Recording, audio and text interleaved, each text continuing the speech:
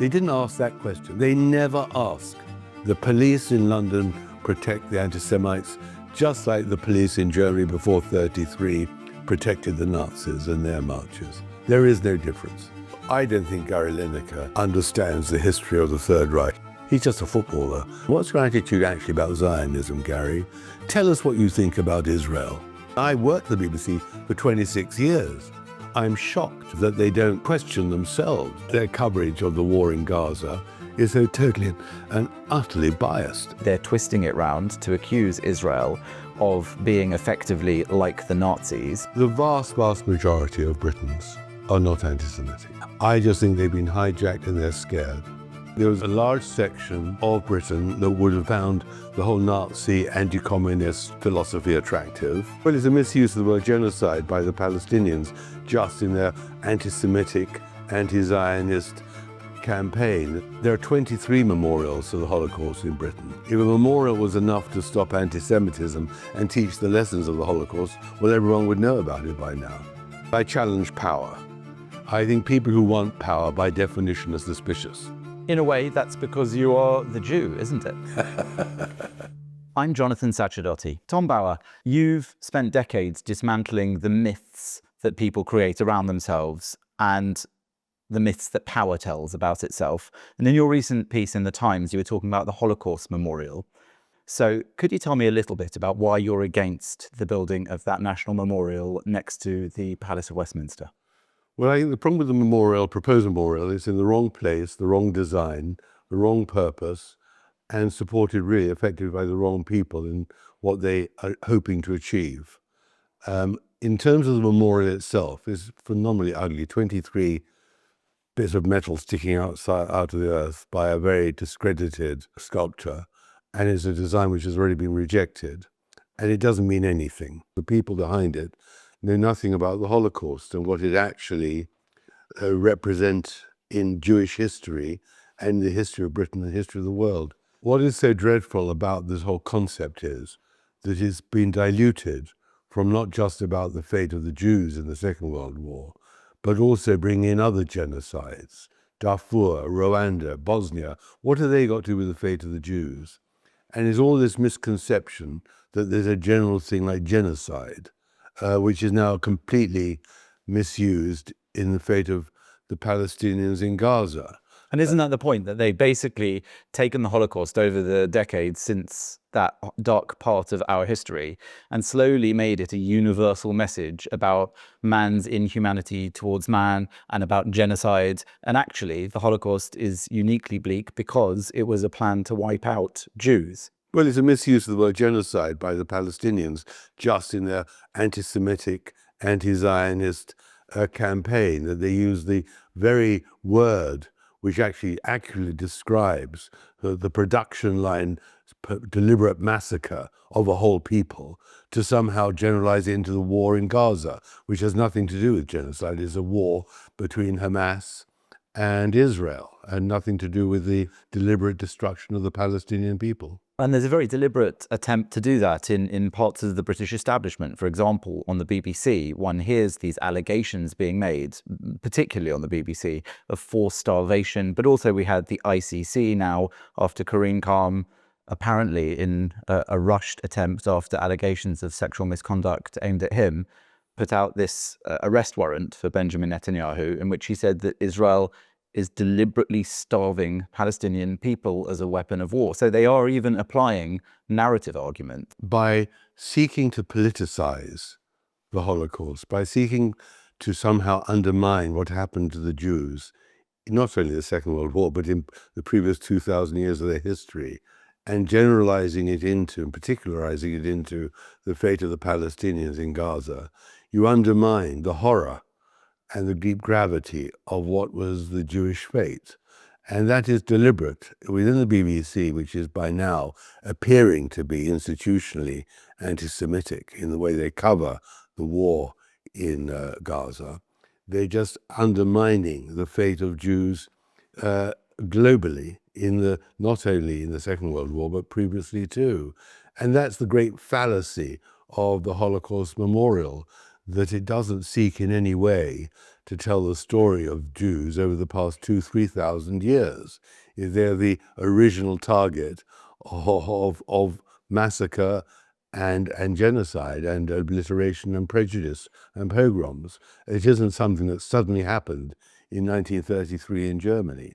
And within that history, that is not going to be a feature within the learning center of the proposed memorial. They're not actually going to tell the story of the fate of Jews over the previous 5,000 years, because they'd have to go back to Palestine. When the Romans arrived, the king of Palestine, Herod, was Jewish, which doesn't fit into the narrative that somehow there were other people there who the Jews displaced. And that is the problem with the Holocaust Memorial, that it doesn't tell the story of the Jews in the way it is now conceived by including Darfur, Bosnia, Rwanda, and all the rest of it. And that's the problem, in effect, because as you said in that piece in the Times, it's an attempt to use the Holocaust and to use the experience of the Jews for this more universal purpose. But do you think there's something darker behind it? Do you think it is now being used as a manifestation of modern anti-Semitism quite deliberately? So they're twisting it round to accuse Israel of being effectively like the Nazis. Is that just another attempt to attack Jews? Well, I don't think the people behind the memorial are anti-Semitic in any way. They're just ignorant. They don't understand. I mean, more generally, though, in society and the way... Society, but sticking to the memorial for the moment. I mean, the problem with the people behind the memorial is they are not conversant with the history of anti-Semitism over the last 4,000, 3,000 years. They don't understand that what happened in the Holocaust wasn't an aberration. It was a build-up of anti-Semitism, especially in Europe, over the last hundreds and hundreds of years. And is it your contention then that that's what's happening now as well, the same build-up against Jewish people? It doesn't repeat, it rhymes. Well, I think yes. And I think that the failure to cope with anti-Semitism in Britain today, the huge rise of anti-Semitism, is exactly why the memorial would fail. Because the failure to clamp down on anti-Semitism, especially every Saturday when those marches, shows that people in Britain don't understand. Those people in power don't understand how anti-Semitism arises or what the deep roots of it are. And that is why a memorial would fail, because there are 23 memorials to the Holocaust in Britain.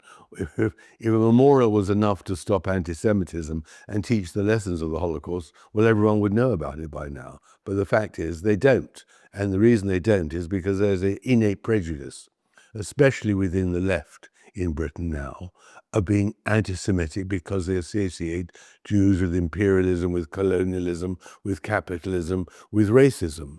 And it suits their agenda to have the bogeyman of the Jews, i.e. Israel, which is now the same, with the whole of the reason why they don't clamp down on the anti-Semitism, and why the memorial actually will only increase anti-Semitism. It won't actually explain the roots of it. And in fact, I remember during one of those very marches on a Saturday, there were these shocking pictures that one of those very memorials had been covered up in this blue tarpaulin in case the protesters went past it. It was sort of a Holocaust memorial wearing a burqa, which seemed to be a really sick but ironic representation of the exact problem. The real problem in Britain is that the whole history of the Holocaust within British history is very, very depressing, in the sense that the British, before 1939, before the outbreak of the war, did everything they could not to allow the Jews to find sanctuary here. And during the war, as I showed in my books, Blind Eye and others, they did very, very little to actually protect the Jews. I mean, they could have bombed the gas chambers in Auschwitz and deliberately chose not to.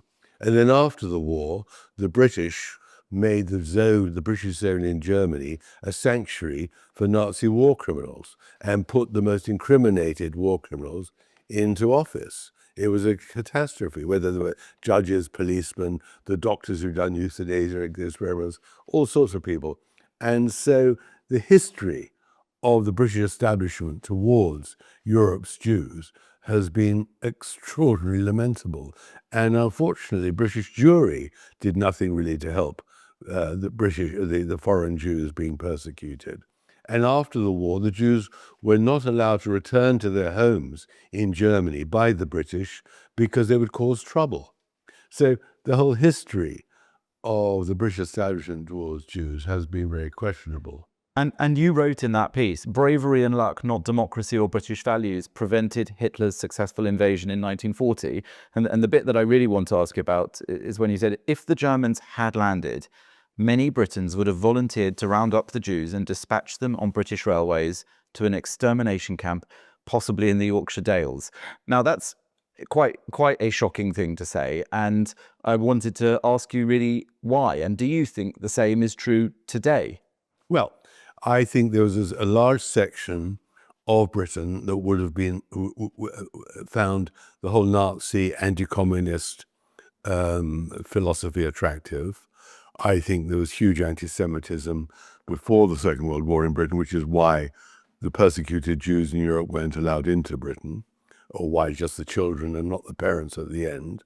And I think that they would have found, just as they did in Holland and in France, and in all the occupied territories, especially in Ukraine, they would have found anti-Semites and thugs and psychopaths who would have joined the Germans in being very happy to exterminate the Jews and take their property and profit from it, whether their homes or their jobs or their businesses. There would have been no problem. Why should Britain have been different? It would have been exactly the same. And that's the tragedy. And it wasn't some sort of bravery that defeated the Germans. It was just lucky that when Operation Sea Lion, the invasion of Britain, was about to happen in 1940, the weather was bad, and Hitler diverted his attention because he really wanted to go to invade Russia and hope the British would be the allies.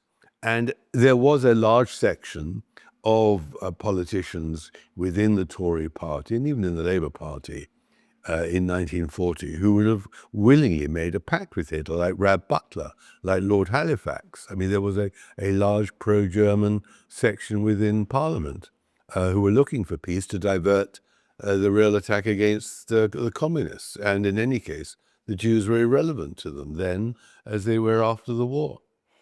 So in a lot of your work, and you are a prolific author, you've written on so many different subjects, you often are skewering the myths people create about themselves.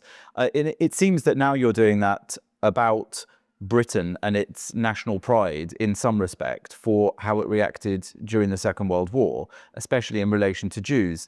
Are you consciously performing the same sort of demystification on the British war pride in this that you do in those books that you've written about the king or about royalty or about Al-Fayed? Is it for you a mission in life that you should cut down pompousness in our own memorializing of our actions? Well, my whole criteria with my long career by now is I challenge power. I think people who want power by definition are suspicious. Why do they want power? Why do they want influence? Is it for their own self-aggrandizement, their own profit, or is it really for the benefit of mankind? If it's for the benefit of mankind, invariably those people seek anonymity. They don't seek fame. And what in my life and my career has been is that so often those who climb the greasy pole on the way up have created so many victims that they then, when they get to the top and to stay on top, lie about their past. And therefore, the only way they can stay in power and authority or get their fame and fortune is by suppressing those who seek to tell the truth about them. What happened in writing my first book about the reinstatement of the Nazis after the Second World War in Germany by the British and then by the Americans was the shock of seeing the truth in the archives. You've got to remember that when I started in the 70s, those archives, the British and American archives, and then in the end the German archives, had never been seen before.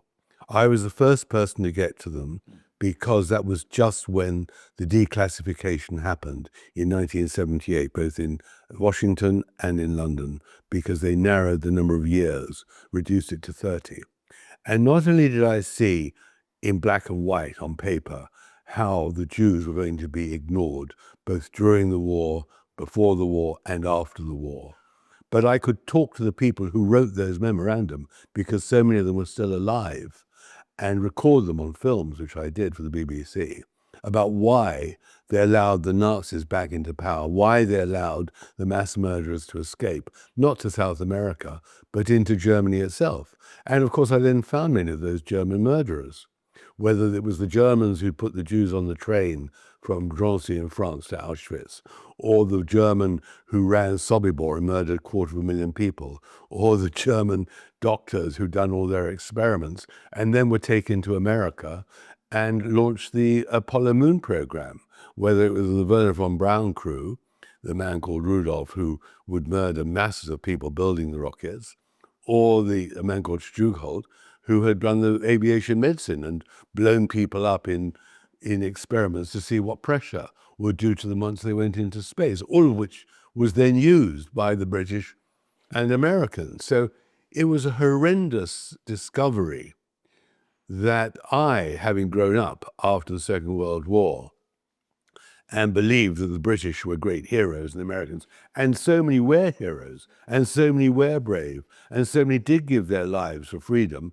had been betrayed by their leaders, by cynical civil servants and politicians who did not stick to the values for which those people were making the ultimate sacrifice, which was to bring liberty and freedom and justice. They were putting the murderers back into power because it suited their agenda. And that was a shocking discovery, which I've got to tell you in 1978, 9 and 80 was hugely rejected by the establishment. When my book came out, The Blind Eye to Murder in 1980, and was actually the first book ever serialized by the Times under Harry Evans, the critics were vociferous. They hated it. They said I was a dreadful man for saying what was in the truth from the documents. They couldn't believe what I discovered in the archives in London and Washington. And it was a shocking discovery, the betrayal of all those brave men and women who had died for freedom, that in the end, the alliance was with the criminals, the Nazis. And that was a discovery which the establishment did not want in 1980 and doesn't like today. Why didn't they want it? Because they were collaborators. They had compromised. Ideologically or just out of pragmatism? Both. I mean, they were anti-Soviet, so they were anti-Semitic. They were very often lazy. They were unprincipled. They wanted an easy life. They didn't believe in the evil of Nazism very often. I mean, we all think because of Auschwitz and that, but you see, they in 1945, and of course before the end of the war, they didn't actually realize the horror of what Nazism was. The Americans were far, far more aggressive. You've got to remember that Nuremberg was very much an American invention, a very much American Jewish lawyer invention. The British, Churchill just said, let's shoot 50 leading Nazis and leave it at that. They don't want post-war justice. There were very few trials of Nazi murderers in the British zone. They mostly happened in the American zone. So there was a cultural and political and religious difference between the British Americans, and of course with the Russians too. And your parents, I believe, fled from Czechoslovakia, is that right? No, my father was Czech, my mother was Austrian. So you grew up, I think, very much with that, presumably. Of course, my first memory, when I was 3 or 4 years old in my tiny flat, was a woman who had numbers on her arm, and was puzzled. I said, why have you got numbers on your arm? And of course, she was a survivor from Auschwitz. And my grandfather went to Auschwitz, and he had, when the Nazis took over in Vienna, had to scrub the cobbles in the street. I mean, I grew up with the horror. And that is really why I turned to the subject. I mean, I had lived throughout with the Holocaust, so to speak. And very, very young, I'd been in Germany in about 1950. We'd stayed in Bonn overnight in a hotel, which was half destroyed by a bomb. And my mother woke up during the night because she heard in the cellar the men singing the Hearst Wessel song, the Nazi anthem. And she said, they're still here. And I grew up with that and then found the proof. I mean, it became a life's mission in that sense. Well, isn't the depressing thing then that they're still here now? I have led a life free of anti-Semitism, which is unique in the history of Europe. I wasn't brought up as a Jew at all. I mean, I had never had a bar mitzvah, nothing to do with it, total assimilation. My parents were assimilated, their parents were assimilated in Central Europe. It didn't matter in my life at all. It is that the anti-Semites have forced, as they did in Nazi Europe, Jews to recognize who they are because they don't stop. And the tragedy in Britain today is that the BBC, instead of understanding the history of anti-Semitism, understand that anti-Semitism grasps on symbols, on incidents, and blows it up out of all proportion and distorts it too, that their coverage of the war in Gaza is so totally and utterly biased. And I worked at the BBC for 26 years. I'm shocked that they don't question themselves, whether it's about the BBC Arabic service or the Today program or the understanding what Hamas is doing, what the Palestinians and the Islamists are doing to distort the truth. They are the targets, and they have become the perpetrators through the BBC of this anti-Semitism, and they refuse to acknowledge it. That is the tragedy, that you somehow now, just as in pre-war Germany, there's no difference. The police in London protect the anti-Semites, just like the police in Germany before 1933 protected the Nazis and their marches. There is no difference. Why are the London police being so remarkably anti-Semitic? Because of political erection, because of their ignorance, because it's so much easier not to take a stand. And exactly the same happened in Weimar Germany, and of course in pre-war France too. I mean, anti-Semitism always reappears. There's no difference.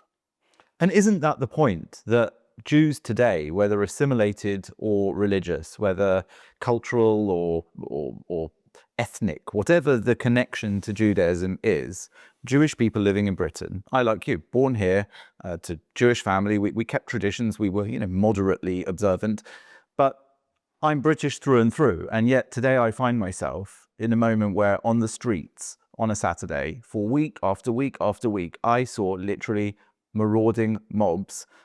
To me, there was no question, to every Jew virtually I'd speak to, no question this was an anti-Semitic rally, a march. And they're not the ones arrested. The ones arrested each time are the people, the small groups who stand against them. So where's Cable Street gone? Where are the Brits who are standing up against this? And where's the acknowledgement of who's actually behind this? That's the secret of your work. Who's behind it? Well, we know exactly. I mean, going back to the memorial, the problem with the memorial is it won't trace the history of anti-Semitism over the last 2,000 years to explain there's always a group that finds a reason to hate the Jews. And now, of course, the prominent motive against the Jews are the Islamists, who have distorted what's happened in the Middle East, violently aided by the BBC. I mean, that is what's so remarkable. By people in the BBC, the editorial people who are uneducated. The great curse of Britain today is that history is not taught properly at the schools. The curse is that people are not taught to be critical and questioning in the classroom. They are just taught rote and given cultural appropriation, which is just ridiculous. They don't understand their own history because it doesn't suit the political agenda. So when you come back to the Holocaust Memorial, it cannot satisfy the Jews or those who want to tell the real story of anti-Semitism, because the people behind it don't understand the history themselves. They don't want to say that the Holocaust was just one part of 2,000-3,000 years of persecution. You can only understand it in that way. You can only understand why today the police in London, the mayor of London, the Home Office does not clamp down on anti-Semites if we look back on exactly the same happening over 2,000 years. And it doesn't suit the establishment to understand that. And when you say things like that, they roll their eyes. Oh, 3,000 years of being a victim. And all too often, Jews are in fact the only people who aren't allowed to claim legitimately victimhood, whereas victimhood has become sort of common currency for any and every small minority group Exactly. today. But that's anti-Semitism. I mean, after all, Jews are rich, they're powerful. they're conspiratorial, they're devious, they're rats, according to Gary Lineker. Absolutely. Why on earth should you ever trust them? And if you look at the contribution of that tiny number of people occupying this tiny sliver of land in the Middle East, who have performed and created a most extraordinary society because they are free of persecution. For once in their thousands of years of history, they're allowed to actually benefit from freedom. They hate that. And of course, the contrast with the way the Arab Middle East has grown up, whether it's the dictatorships in Iran or Syria, the grotesque massacres of people by Arabs against Arabs in Syria and Iraq and in Iran, everywhere. All that is irrelevant. All that matters at the moment is what the Jews are doing after the massacre. And the whole problem in the BBC is every time they interview a doctor in Gaza, interview an aid worker, they never say to them, and tell me, what is the government of Gaza's opinion of this? The government is called Hamas. What is the terrorist organization who murdered the 1,000+? They won't even call it a terrorist organization at the BBC. No. So you're saying, I mean, Gary Lineker is a great example, but not the only one in the BBC. You're saying it's a lack of education. Are you not being too charitable in assuming that these people are useful idiots? There's also, presumably, a fair number of people in there who know exactly what they're doing, even if they don't know their history. It's that mixture of, let's say, extreme Islam, extreme anti-Semitism from any cause, and useful idiots in positions of power over our education and media, isn't it? Aren't there people who know exactly what they're doing? Well, I don't know. You'd have to ask each individual. I don't think Gary Lineker understands the history of the Third Reich. I don't think he understands how anti-Semitism grew in France in the 19th century. He doesn't understand the pogroms in Russia and Poland. He knows nothing about it. Afterwards, he admits himself, he's just a footballer who could kick a piece of leather. Why should he understand it? The horror is that when his editors talk to him, they don't say, Gary, do you understand what you're doing? When Amal Rajan interviewed Lineker, he didn't say to him, what's your attitude actually about Zionism, Gary? Tell us what you think about Israel.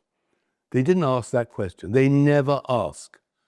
The Today people never, ever ask the pertinent question. What about Hamas? Have you seen any men on your operating doctor? Have you ever seen a wounded Hamas fighter? Have you ever seen a Hamas in the hospitals? Have you ever seen somebody dying of starvation? We heard about the famine from the third week. Imminent famine. Imminent famine. Cholera. Right. They're eating grass, they said. I look at Al Jazeera all the time. They all look very well fed to me, the people in Al Jazeera. And they'd be the first people to pick up starvation. It is all the fallacy of the agencies aided by the BBC. And that is really, I've got to get back to the memorial, because that is the whole problem, is that there were a group of Jews who did support the memorial under Cameron. Mm-hmm. They did it because they didn't understand the Holocaust. They didn't understand what they were putting their money behind. They wanted knighthoods and baubles. They didn't want to say, no, we don't want a Holocaust from you. But the people who then took it over, were people who didn't understand the Holocaust, whether it's Pickles or the other people in charge of the memorial and everything. They got it wrong because of their own ignorance, and that's the tragedy. Do you think there's something in that old idea that many people don't mind memorializing dead Jews, but when it comes to the Jews of today and stopping something happening now and in the future, they're not so motivated? I think, for the British establishment to take on the Islamics are the people driving the anti-Semitism. And there's no doubt that is a fact every week.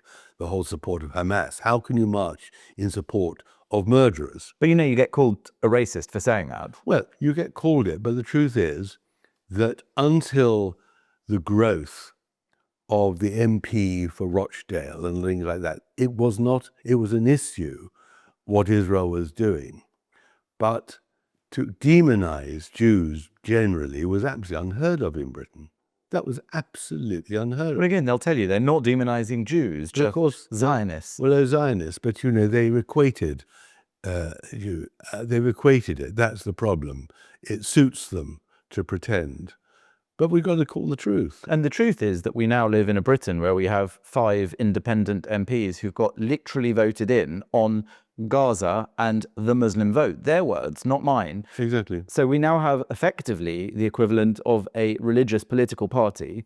If you tried to launch a Christian religious party in this country, I doubt it would do very well. But an Islamic one seems to have started quite impressively in the last election. Yeah, but I mean, I think, let me put this to you. The vast, vast majority of Britons are not anti-Semitic. I don't think the vast majority. I think this is a very, very wonderful country and a very tolerant country. I just think they've been hijacked and they're scared. I think that Starmer is not anti-Semitic, but he is worried about the fragmentation of the Labour Party. I think the Tories were weak when it came to prevent and making sure that that insidious prevention or prevent actually working happened. They let the Home Office go out of control. The politicians have failed. That's the problem. There's not been proper leadership. I think Britain is still a hugely wonderful country. And the trouble really is that nobody wants to, when they do criticize, as many people do criticize the BBC and other organs, they are just ignored. And that is the tragedy. Why are they being ignored? That is the problem. And I think it's just sheer ignorance. You know, you're dealing with people now who really are ignorant of history, ignorant of political power, who don't sit in the archives and see how mistakes are made. And that's the problem. If that's the case, how are we going to fix this? Is there a way back? Can we save the situation? Or are we now living in an era where history is out of fashion? People don't need to know any of that. And we're doomed to this downward spiral. You may say that Britain is still wonderful and most British people are not anti-Semites, but if ignorance and being a bystander is enough to let those who are more motivated to take over, take control is enough, then what hope is there? Well, I think you start in the universities and the schools. I think that clearly the anti-Semitism in the universities is intolerable. Trump has shown how he copes with it in America, just cut off the funding and end the anti-Semitism campaigns. I think it's perfectly right to protest against Israel's policy in Gaza. It's just when it becomes this river to the sea stuff, where it's not protesting about a war, it's protesting about a people. It's advocating the murder of 8 million Jews. I mean, that's what they're doing every week on the streets. And of course, they're used for this. I think it's going to, unfortunately, I don't think this government, because the Tories neither, they didn't cope with what was happening inside the universities, where it all starts, whether it's the education of teachers or the education of students or the fear that is instilled into people. I mean, what is really depressing is that it isn't depressing a lot of people. That is the conundrum, that there's some virtue signaling. The moment you attack Israel, that's a virtue. And it makes even Jews worried. I mean, many Jews now feel guilty because they're being attacked for being Jewish, because somehow they're therefore associated with Netanyahu. That Netanyahu is evil, therefore all Jews are evil. Well, I mean, literally listening to the Today program, I heard this really odd line of reasoning they had. They said Israel under Netanyahu is deliberately starving children in Gaza, which is a fallacy. And then they said that is because, Jeremy Bowen came on to give his analysis, that is because Netanyahu doesn't want to be held up in court for security failings on October the 7th, 2023, and also for his existing corruption charges, because he wants to stay out of jail. So they literally told the story of this war at the moment as one man, the Arch-Jew, who is deliberately starving Palestinian children to stay out of jail. That was their line, their narrative. That's written, as far as I can tell, entirely by Hamas and Palestinian extremism. And yet that is what the British Broadcasting Corporation is telling the entire nation. So is it any wonder that people are going in their tens of thousands onto the street to protest against Israel and even Jews? You know, we've gone a long way from the memorial. The problem is that the memorial won't correct that fallacy. And it is an easy narrative to spill because Netanyahu is, to say the least, a very unattractive character. What Bowen doesn't want to ever report is, of course, he's only prime minister because he's got more than 50% of the vote, whereas Keir Starmer got just over 30% of the vote. So who's the bigger Democrat? Who represents more people? It is a tragedy. It is a tragedy. But you know, what the tragedy is that it was clearly brilliant by Hamas to have started the war on October the 7th, carry on the war. They could release the hostages, the end of the war, because what would the justification be for Netanyahu if there were no more hostages?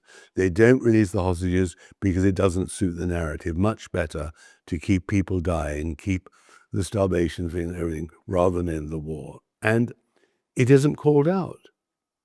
It just isn't called out. And that's going back to where the memorial will be hopeless. It will be a target for Hamas, in the sense that they could say it's a memorial to the best Jews there are, dead Jews. That's how they'd interpret it. And I should add as well that UNESCO is very much against the memorial there. It is a discredited memorial. It would do no good. So some people will say, and I have to admit that I was of this opinion until I read more and more about the memorial, better a faulty memorial than to forget. And I want to know what you think about that. I thought, build it, then let's change what's inside it. But I realize now that is somewhat naive. But it's the wrong place. It's an irritating place. It can't work because the learning center is tiny.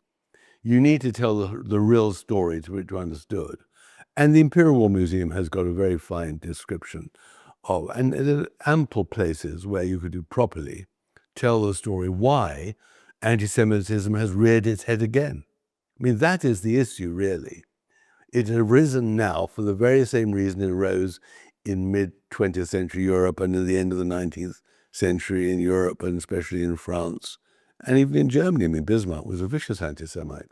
Why? And then, you know, they borrow the money from the Jewish bankers and hate the Jews. I mean, it is an astonishing fact. I mean, you know, the Shylock, the Merchant of Venice. I mean, but do they want to learn it? That is the question. And I got to tell you, it's very, very difficult to persuade people to understand that this isn't an aberration now. Well, touching on your other work, aside from this, it seems to me like, as I said earlier, skewering power, destroying the myths people tell about themselves is very fundamental to what you do. For example, you've been scathing about the current king, about the Duke and Duchess of Montecito, I'm in Sussex, and similarly, Victoria Beckham, Al Fayed. The list is extraordinary of really well-known, respected sometimes figures that you are not afraid to cut down. Why is that? And is it just because it's important, or is it because it's also entertaining for you? Well, I think the real fundamental issue is I do find power corrupting. And there are people who've used power for good reasons. But my people I write about invariably want power and then misuse it to the detriment of the people. And you know, I grew up in comparative poverty. I saw a rich on the other side of the glass, so to speak, and always wanted to know, how did they make their money? And there's always this thing about behind every fortune there's a crime. And there invariably is. And I only write about living people because, you know, I want to attract their attention. So they can sue you? Well, they do sue, they always lose.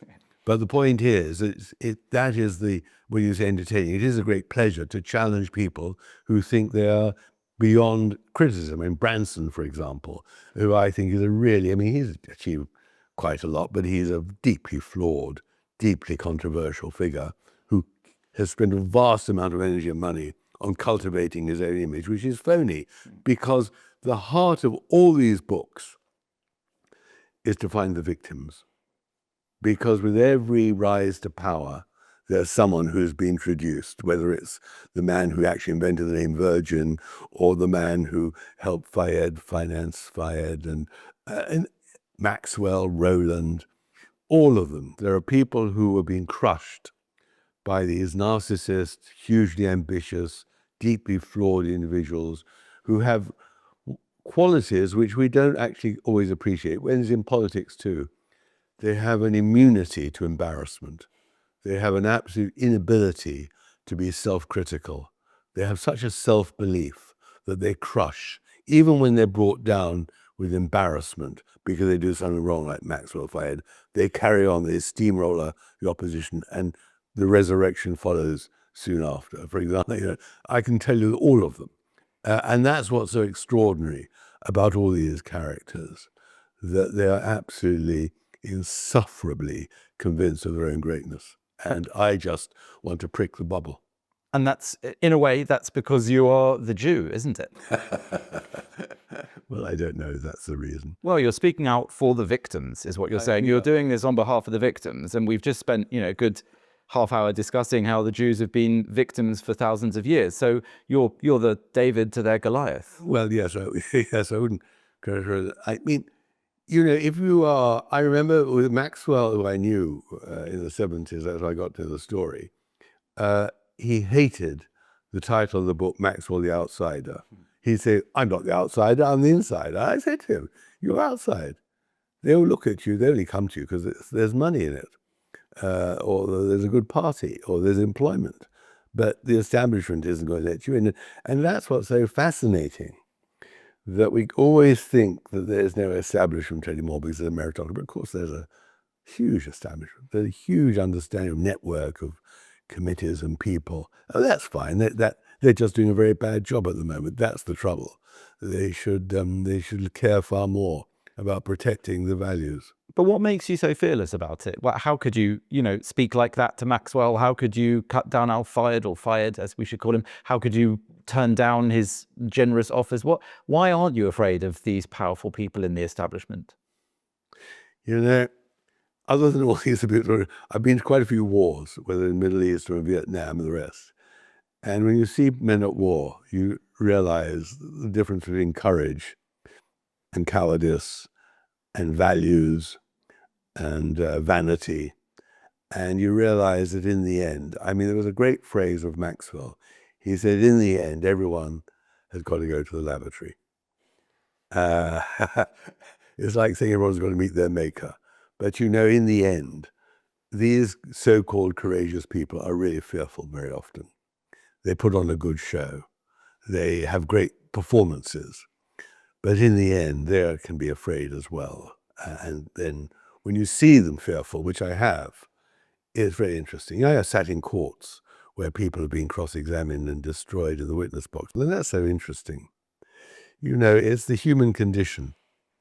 It's what some not brilliant novelists have characterized. Trollope or whoever, or Chekhov, or whatever, they get to the heart, or Arthur Koestler in Darkness at Noon. There's something absolutely fascinating about men of power when they're brought down. Darkness of Noon is a classic story, which I read once a year just to be reminded of how this high Soviet official was brought down through greed and vanity and ideology. I've seen it all. Well, when you've looked them in the eye like that in court, seen them brought down, seen them challenged, seen them lose everything, and you think even they have to go to the toilet, do you have any pity for them? No. Have you ever, when I looked at the face of the man who put the children on the train at Drancy for Auschwitz, he was a mayor of a town outside Frankfurt, totally unapologetic. I had no idea what was happening to them, he said. Or you look at the face of the man who murdered $250,000 at Sobibor, a man called Wagner, who one of his victims said he could never have breakfast before he'd shot half a dozen people personally. When you look at evil in the face, and look at evil in money as well, where people like Maxwell destroy decent businessmen, or Branson destroyed competitors, or people who brought him ideas, and the ruthlessness of these people. And that is the great challenge, to expose their ruthlessness, to challenge their ruthlessness, to say, how are you going to cope with someone telling the truth about you? What are you going to do if people actually see the reality behind the myth, behind the mask?